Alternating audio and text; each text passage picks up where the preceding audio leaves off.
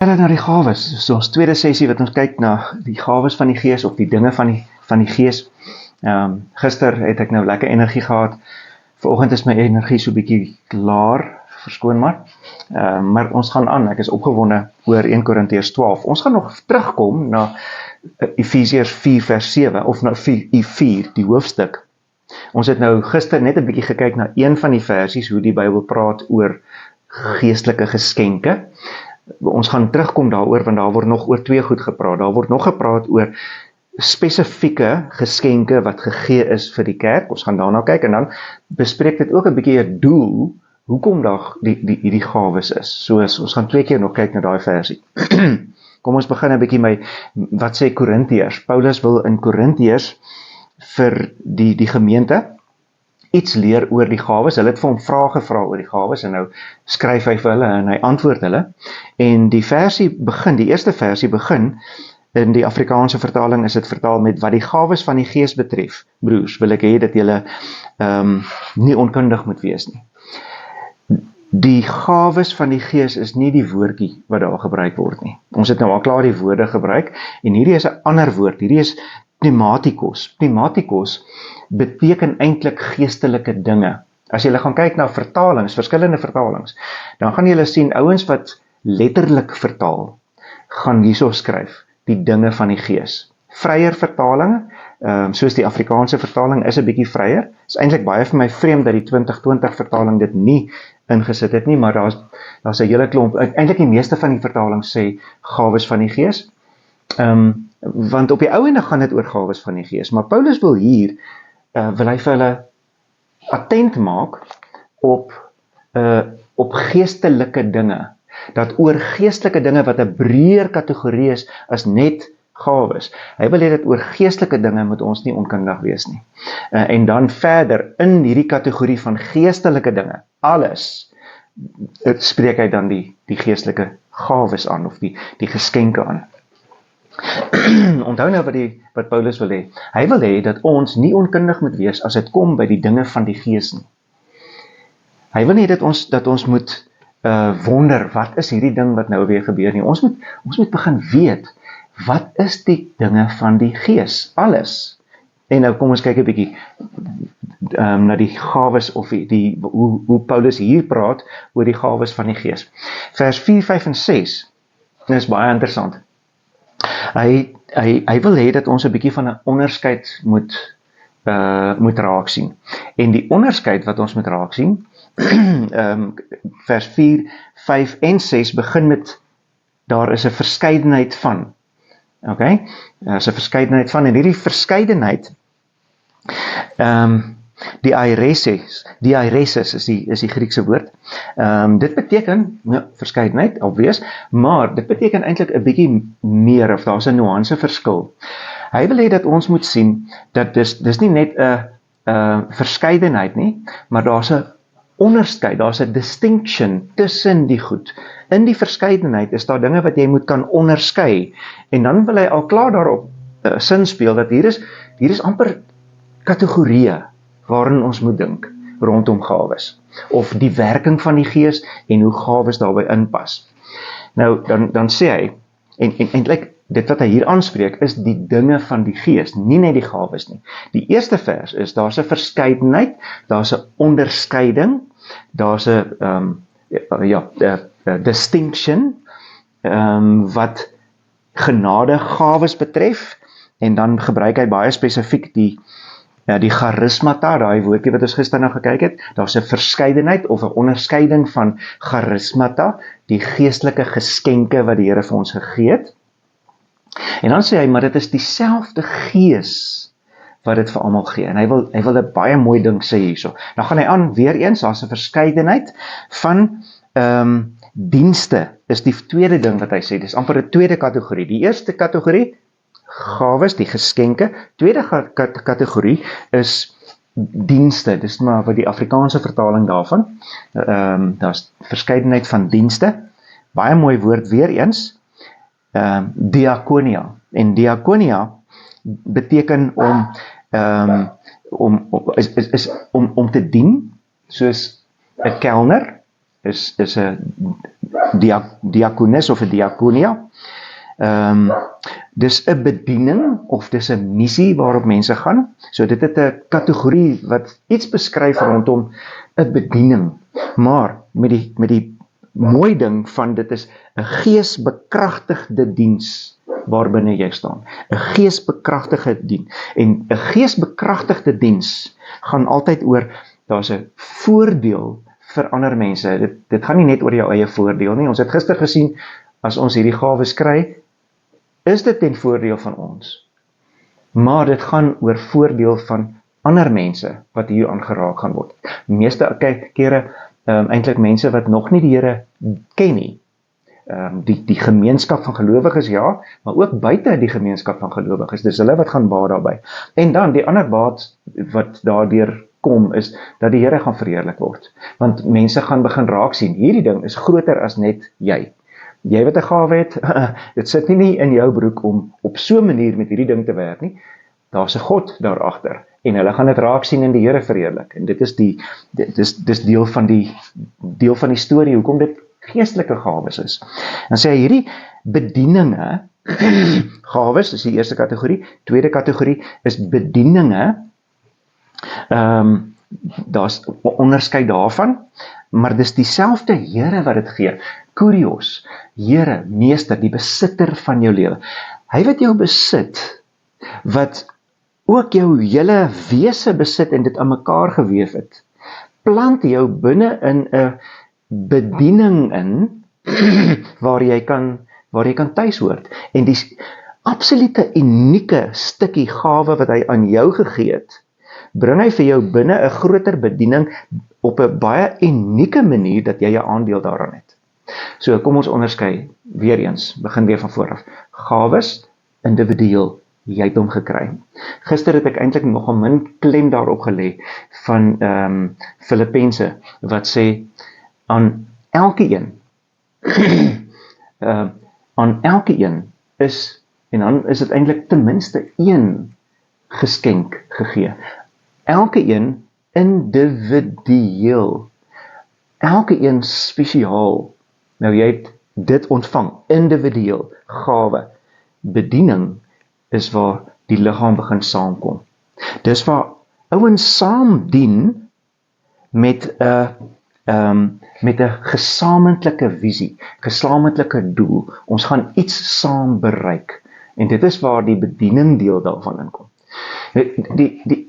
Die probleem is, as ons net praat oor geestelike gawes hierso, dan mis ons die punt dat jy met jou individuele mooi gawe die beste gaan funksioneer saam met 'n klomp ander gelowiges binne 'n spanverband wat ons 'n bediening noem. Ons mis dit. Want ek dink ek het my gawe en nou kan ek hardloop en hierdie ding gaan doen all over the world en dis mooi as dit gebeur. Maar dit is net mooier as dit saam met mekaar gebeur en dit is God se hartklop. Paulus sê dit hierso. Daar's 'n onderskeiding van geeste, gawes en bedieninge. En nou kom ons by die derde ene. Daar's 'n verskeidenheid, 'n onderskeiding van aktiwiteite. Energema, is dit nie 'n mooi woord nie? Jy kan sommer energema, jy kan sommer die energie hoor daaraan. Jammer.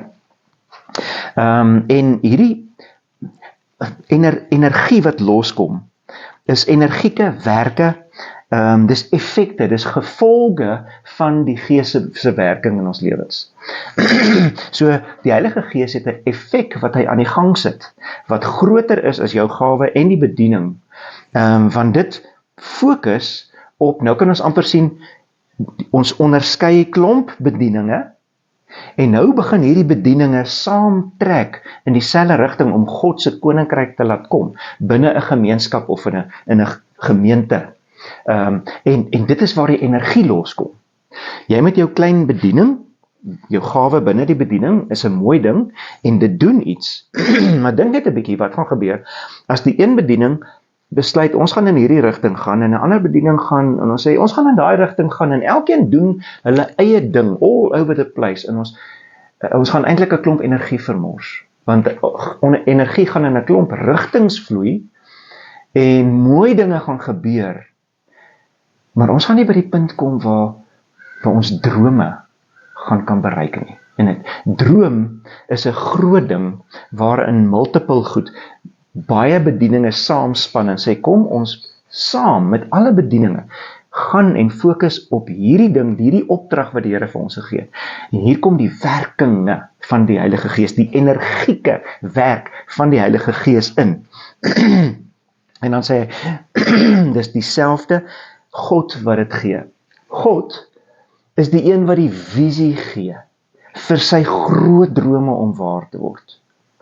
Dan kom die meester, Jesus wat die meester is, die Kurios van sy koninkryk.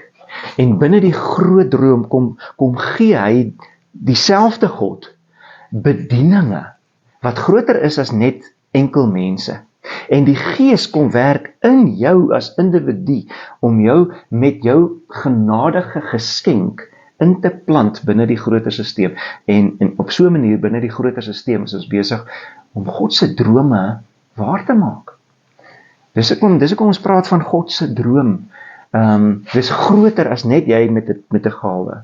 God se droom is dat die wêreld kan weet dat hy die Here is. Dat die wêreld kan agterkom dat Jesus die koning is van alle konings. Die koning is van sy koninkryk en dat sy koninkryk gerig is op plekke op aarde waar sy heerskappy gaan deurkom. Nou, hierdie is vir my verskriklik mooi, nee. Ek dink julle gaan saamstem. 3 kategorieë. Ons het gawes, ons het bedieninge, ons het energieke fokus en mobiliteit aan die gang kom, energie, geestelike energie, wat besig is om te werk. Alles is die werk van die Here. En hy bewerk al hierdie dinge, van bo tot onder en van onder tot bo. Dan die volgende versie, aan elke ene, of jy nou een is wat die energie bewerkstellig, want die Here het sekere gawes om die energie los te maak, strategiese gawes. Hy het ander bedienings, hy het ander gawes nodig, om bedieninge, hy het leierskap nodig binne bedieninge, diakonia, die diakens eintlik in die Bybel, die diakens, wat 'n ou is wat 'n gawe ontvang het, om 'n bediening te kan bedryf. Dis eintlik wat diaken beteken. En dan het jy gawes. Hy sê aan almal van hulle, op maak nie saak op watter vlak jy funksioneer nie, het hy vir ons, en dan staan hier, openbaring van die Gees gegee. En dis 'n mooi woord, dis 'n mooi vertaling, maar kom ons kyk 'n bietjie, wat beteken daardie woord, openbaring van die Gees? Die openbaring van die Gees, daardie woord, beteken 'n manifestasie van die Gees. Daar's 'n paar letterlike vertalings weer, wat hierdie woordjie baie mooi gaan vertaal het as, dis 'n manifestasie van die Gees. Aan elkeen van ons, het hy vir ons 'n manifestasie gegee van sy Gees. Dit wil sê, wanneer sy Gees begin werk, manifesteer die Heilige Gees in ons en uit ons. Manifesteer beteken, dis iets wat gebeur, wat God se werk van sy Gees ontbloot, dit bloot lê, dit blootstel aan mense, of aan die publiek. So die Here het vir jou die vermoë gegee, deur sy Gees, om wanneer jy aan die werk kom met jou gawe, God se geestelike werk, God se werk van sy Heilige Gees, bloot te sigbaar te maak vir mense op aarde. Om God se Gees, die werking van sy Gees te demonstreer. So die manier hoe jy jou bediening gaan, of jou gawe gaan uitleef, demonstreer hoe werk die Heilige Gees. Is dit nie mooi nie? Om die Heilige Gees openbaar te maak. Heilige Gees wat binne in jou is, maar wat nou buite uitkom, sigbaar raak. En dit is op die punt waar mense begin sê, wow, kyk wat gebeur. Kyk hoe dien daai ou. Kyk hoe vloei liefde uit sy lewe uit, as hy net besig geraak met die kindertjies in sy groepie, of wat ook al, wat jou bediening, jou gawe ook al is.